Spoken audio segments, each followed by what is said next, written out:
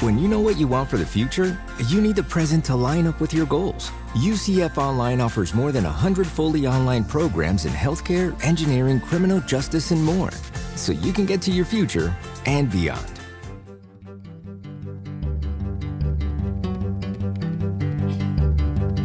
From the University of Louisville's Delphi Center for Teaching and Learning. And the University of Central Florida's Center for Distributed Learning. I'm Kelvin Thompson. And I'm Tom Cavanaugh. And you are listening to Topcast, the Teaching Online podcast. Hey, Tom. Hey, Kelvin. Did you know, and I think you did because you're the one that told me this, that we are number one? Yeah, it's cool. So Every Learner Everywhere has a little ranking that recently came out, and I want to thank them for recognizing Topcast as one of the top, if not the top, podcast in teaching and learning to kind of just check out. So little shameless self-promotional plug right there. Mm-hmm. Yeah, it was nice. I checked first to make sure it wasn't alphabetical, and it wasn't. So there's that. Cool. All right, Kelvin, let's get right to it. What is in the thermos? Well, Tom, no thermos today. I brewed this single cup of coffee just a few minutes ago since I'm remote this afternoon. The exigent circumstances of high spectator traffic around the University of Louisville due to Derby prep at nearby Churchill Downs sends us scurrying away from the campus. So in my cup is a gift from U of L colleague Lauren Bay, who brought me a bag of Taste of Austin coffee blend from HEB's Cafe Olé brand. And looking at my coffee records, that might sound familiar because it's a repeat, because our colleague Dr. Susan Wegman sent us a bag of this coffee a few years ago when you and I were drinking coffee in the same physical room. So I find it tasty. I wonder if you can find a connection in my cup to today's episode topic. I don't think it has anything to do with horse racing or the Kentucky Derby. So I don't know. I'm going to punt, Kelvin. Uh-huh. Well, I was kind of leaning into the exigent circumstance and the suddenness and the recentness of coming home remotely, making the cup of coffee right now as opposed to in preparation before and our normal appropriate process. I was going with all that stuff.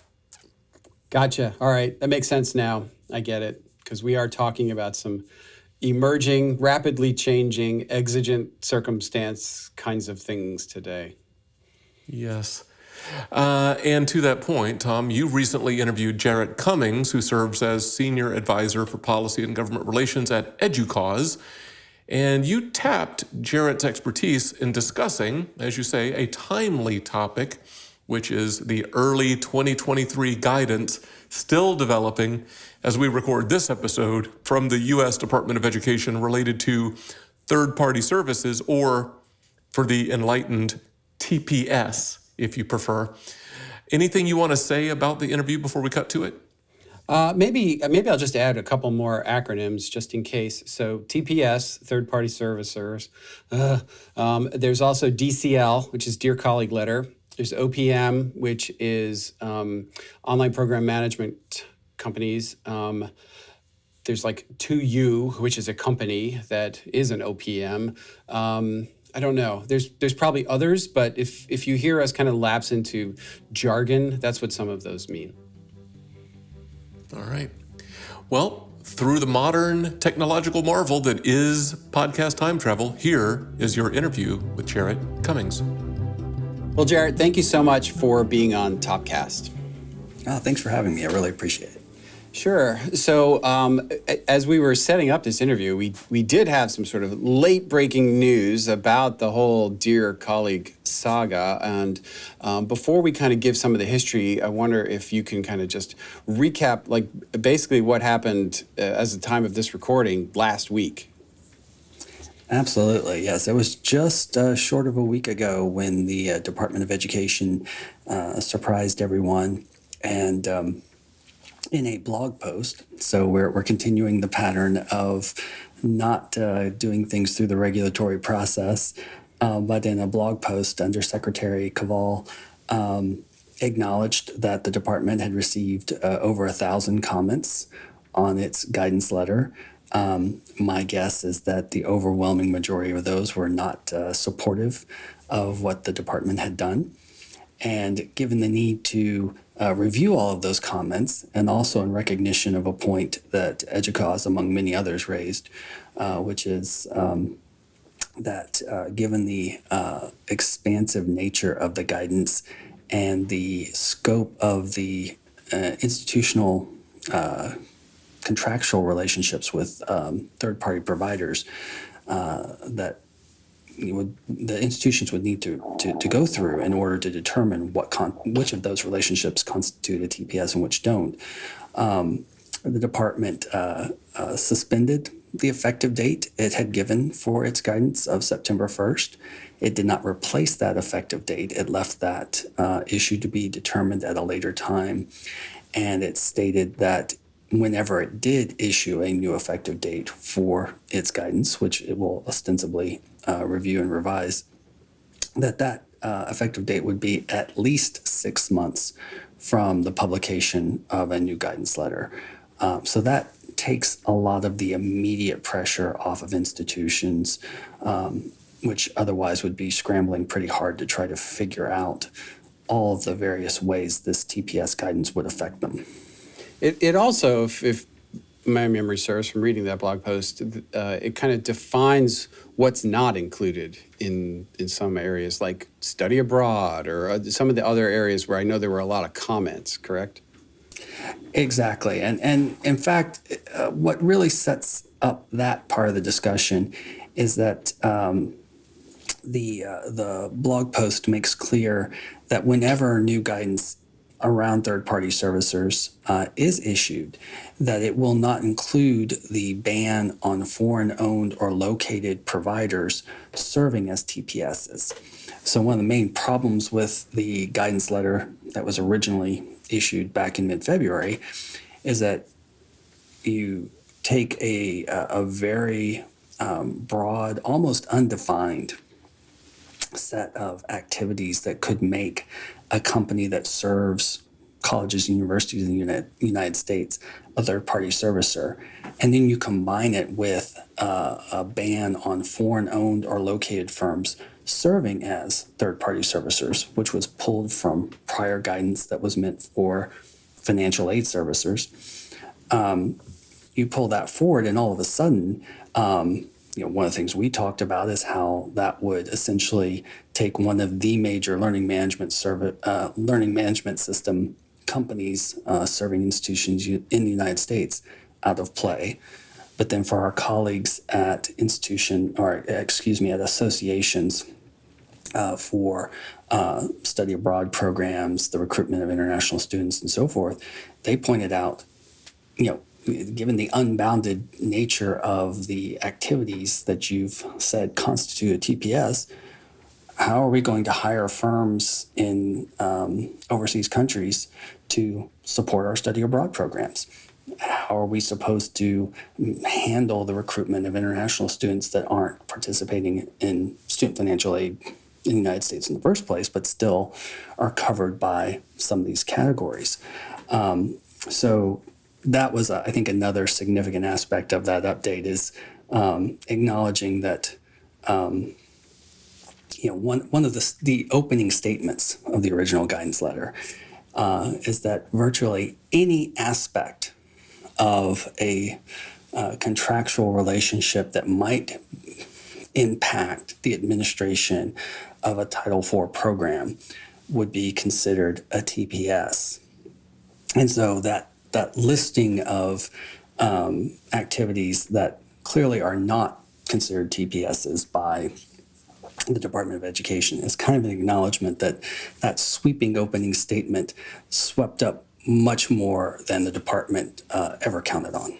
Yeah. Well, it's the proverbial dolphin in the tuna net in many ways. So we've talked briefly. We can come back to it if we want. Sort of what was the latest news is, which is significant. But you sort of alluded to the original guidance that came out in the Dear Colleague letter back in February. And I wonder if we can kind of just jump back to the original letter, which actually had a May deadline, which got moved to September. But what was the department what's the intent behind this? Why did they issue this letter? And it sort of kind of stuck the stick in the hornet's nest and got all of us sort of worried and concerned. But, the Department of Education had a reason for doing this, and whether we can argue about the execution of how they did it, but I wonder if you can sort of touch on some of the intention behind it. Sure, and actually the most interesting problem from the original guidance letter is that technically the guidance letter that was initially released on February 15th was supposed to take effect immediately, although they delayed, to your point, the reporting responsibilities for institutions and affected firms to May. But technically, that compliance was supposed to have been in effect from the moment that guidance letter was issued, with all of these expansive problems associated with it. Fortunately, the Higher Education Association community, led by our colleagues at the American Council on Education, within record time, submitted a request to the department for pushing back those dates. So they pushed the comment deadline for their guidance letter, because the original comment deadline was supposed to be March 17th, and they pushed that to March 30th, and then they pushed the overall effective date for that guidance to September 1st, creating still problems that we'll talk about. But in answer to your direct question, you can almost look at that original guidance letter in two parts. So the first part is an opening narrative where the department discusses its longstanding concerns about online program management companies and cites a Government Accountability Office report on the potential problems with online program management companies and the department's lack of oversight for those relationships as a significant concern. And so the department has this whole narrative that implies rather strongly that it's concerned primarily about OPMs. And this is consistent with what it has discussed in other areas about the negotiated rulemaking process that it is in the process of launching, that is among other things going to address OPMs or third-party servicers. However, then we get to the second part of the letter, which is the actual guidance. How is the department actually reinterpreting the third-party servicer regulations that have been in place for a long time to encompass these new activities, such as software and services, instructional content, student recruitment and retention? And when you get to that second part, which is the bulk of the letter, it doesn't pull through any of the references to online program management companies in the narrative. And so you're left with this very expansive review of activities that the department is now saying constitutes third-party servicers. And yet the original target was seemingly supposed to be OPMs, but in the absence of something scoping those subsequent categories specifically to OPMs, now we're in a world where an institution has to say, well, it looks like you're telling me any digital contract provider contract I have, that firm is now a TPS, and I've got to go through this whole process with that firm to assess that and then determine what responsibilities we both have in relationship to that. But oh, by the way, if that digital content provider is a foreign firm, either foreign owned or foreign located, I'm not going to be able to use them anymore.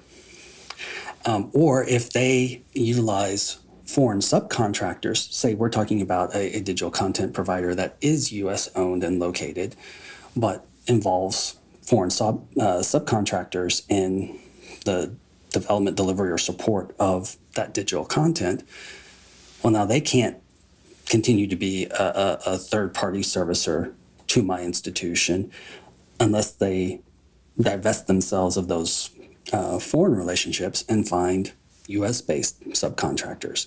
So it just it's, to my mind, the way I've been putting it is this is one of those situations where the department knew what it meant, and because it knew what it meant, it left to assumption and implication things that should have been clearly demarcated in the guidance itself, so that there was no confusion about how the guidance actually applied.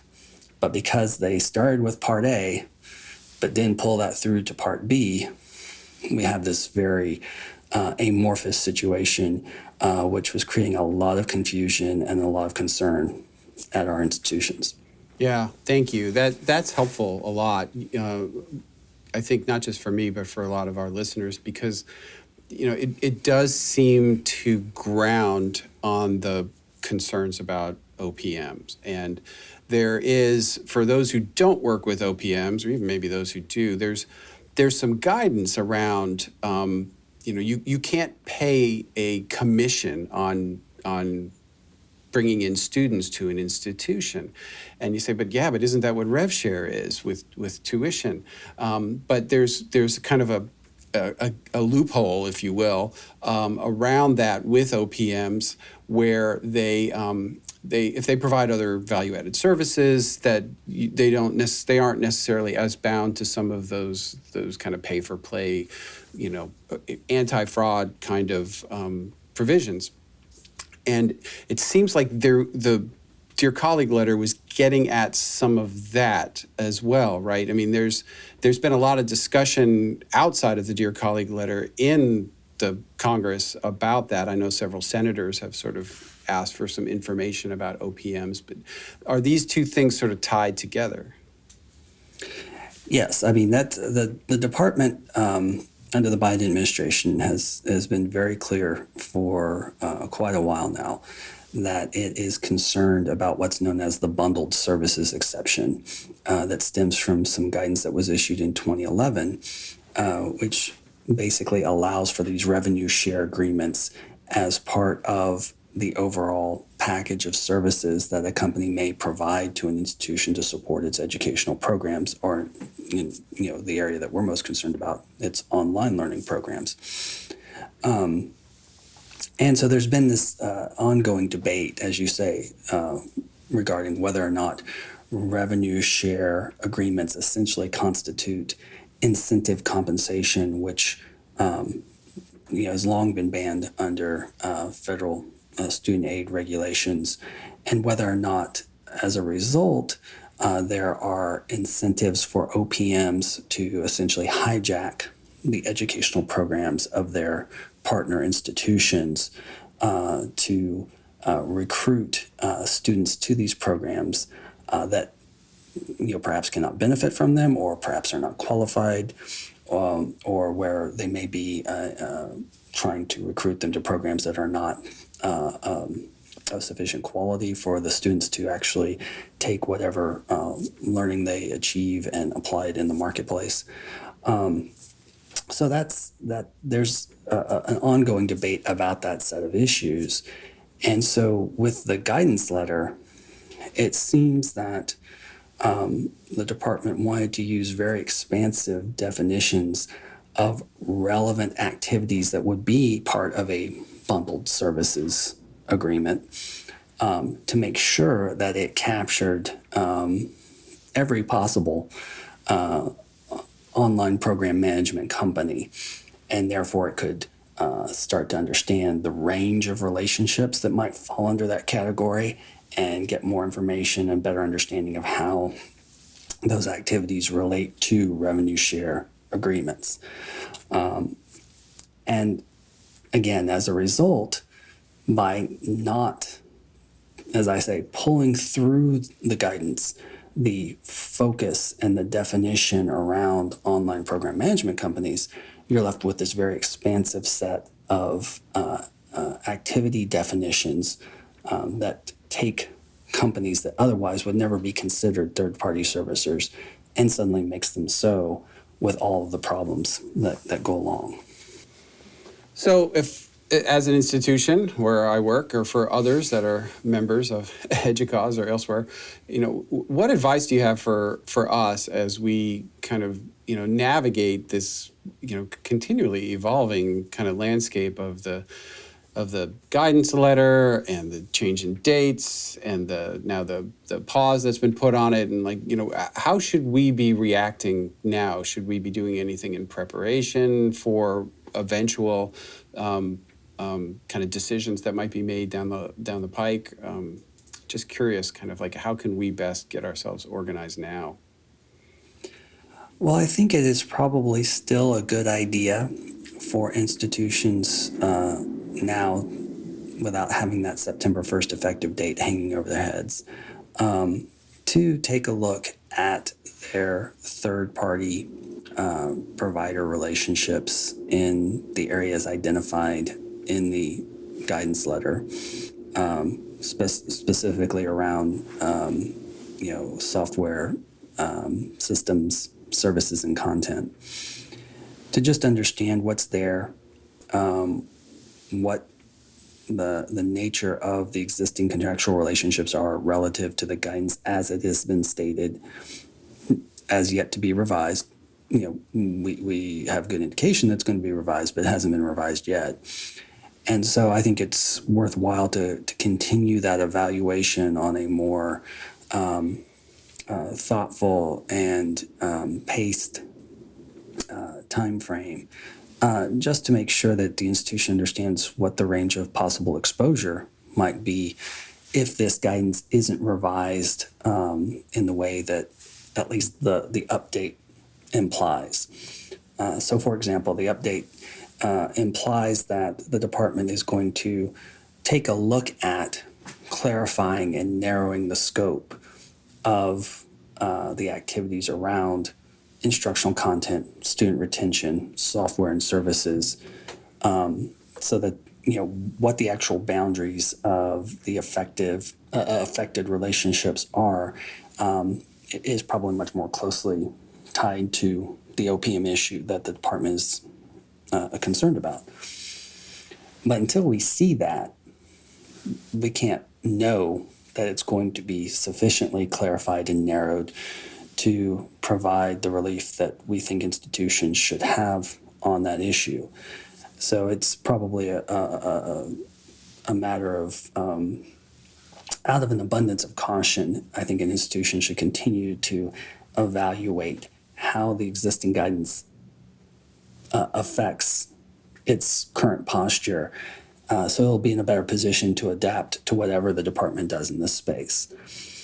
Secondly, I think it's very important to watch for the notice of proposed rulemaking that will come out later this year from the department around its negotiated rulemaking process, which is going to cover a number of issues, but the third-party servicer issue is clearly one of the issues that's going to be addressed in that negotiated rulemaking process.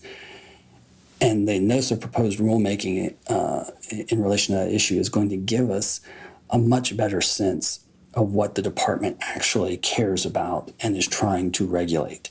And so hopefully that will give us some more indication of what an institution may or may not need to worry about in terms of additional future guidance from the department on third-party servicers. Cool. Well, thank you. Is there anything else that we haven't covered that you think we should address before we kind of wrap up? One of the things that I think has gone under assessed so far in terms of this guidance is that the regulations around third-party servicers require contracts between institutions and those providers to address certain elements. And so it's probably a good idea to take a look, and it's spelled out in the guidance letter. So if you just go to the guidance letter, they give you the citation on where those contractual requirements are.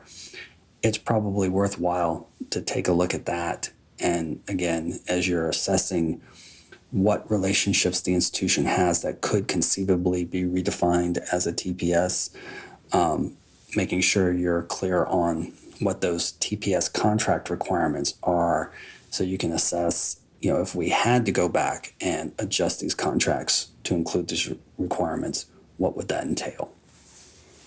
Great. That is good advice. So more to come, Jarret. I'm sure.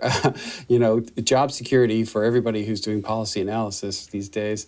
Thank you so much for your insight and for your advice and your wisdom. I think it's a real benefit for our audience. So on behalf of Kelvin and myself, thank you so much for being on Topcast. Oh, thank you. Appreciate the opportunity. Well, Tom, that was your interview with Jarret Cummings. Yeah, I really appreciated the conversation. Jarret's a really smart guy, and anytime I have a policy question, he's one of two people I go to. It's Jarret Cummings or Russ Poulin, and I know I'm going to get the answer, and I usually get the same answer. So yeah, thanks to Jarret for breaking that down for us. He did make a reference to kind of the number of like responses that the department got to this when they published this Dear Colleague letter.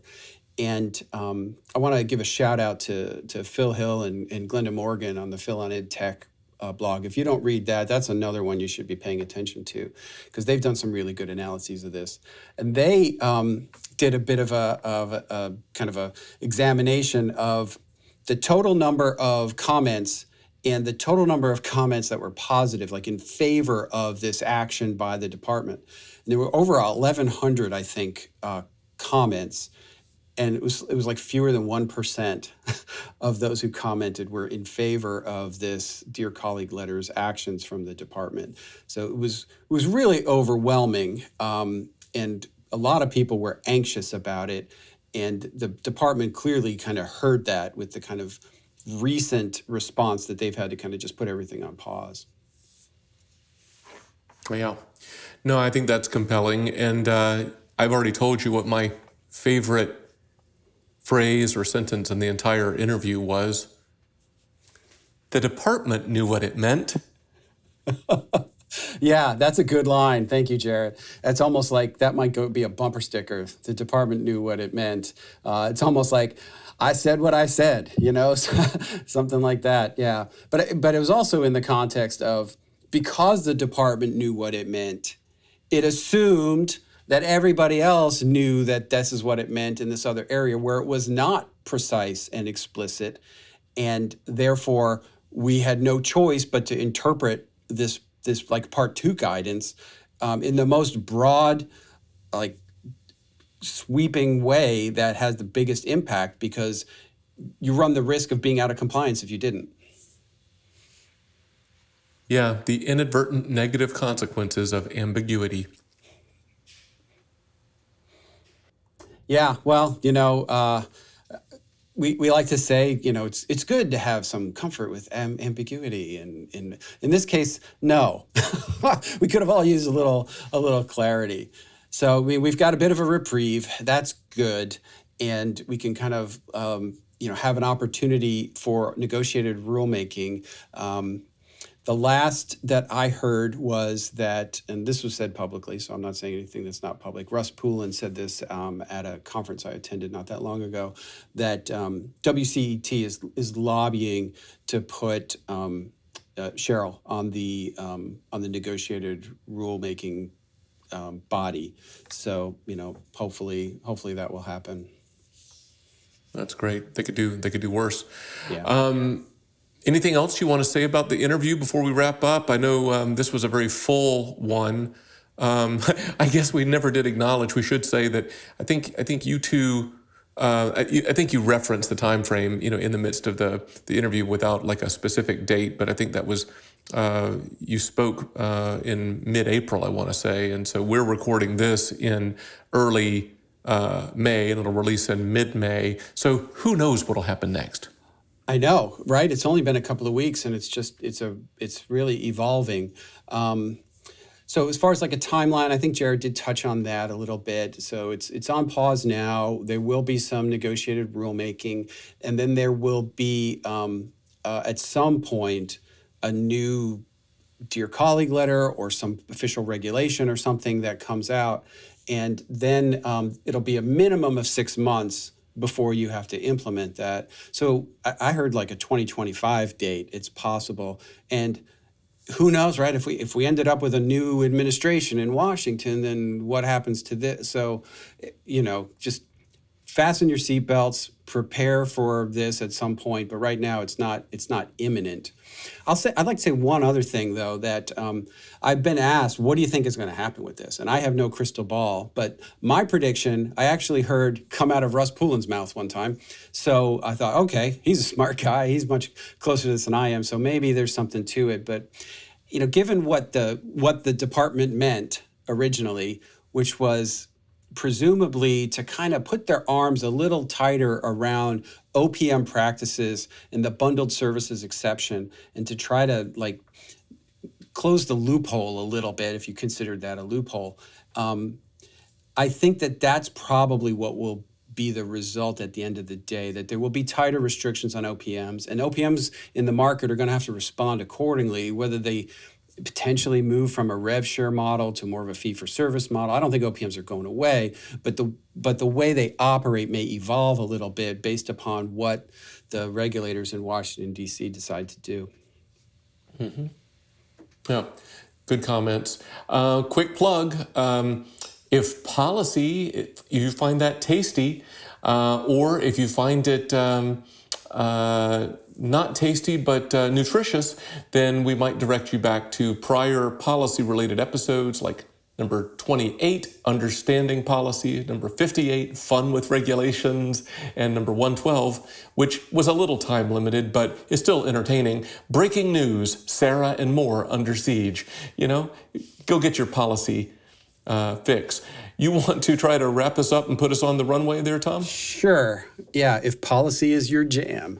All right, so I think we would all agree staying attuned to changes and even potential changes in government regulations is part of the job in online education. You got to pay attention, whether it's state authorization or it's this kind of stuff. There's always something. Connecting with colleagues and staying actively involved allows us to help influence and be aware of the regulatory landscape. Yep, that sounds great.